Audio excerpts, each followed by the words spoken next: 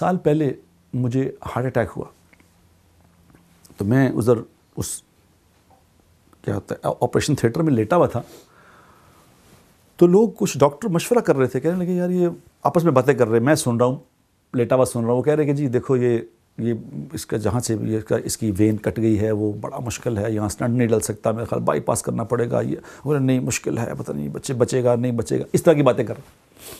اب میرے سامنے کر رہے ہو باتیں، اب شیشے کی اس طرف شیشہ لگا، باہر میری بیوی میرے بچے ادھر کھڑے، وہ دیکھ رہے اندر سے۔ اب میں نے یوں دیکھا، یوں دیکھ کے ایک دم میرے دل میں خیال آیا، میں نے کہا دیکھو یہ میری بیوی ہے، یہ میرے بچے ہیں، یہ میری اولاد ہے، مگر میرے کسی کام نہیں آ سکتے۔ اب اس وقت میں کون ہے جو میرے کام آ سکتا ہے بتاؤ؟ میں نے اپنے سے سوال کیا، بتا تیرے سے کون کام آ سکتا ہے؟ اوہو، میرے دل کے اندر سے وہی آواز اٹھی، میں نے کہا سوائے اللہ کے کوئی نہیں ہے۔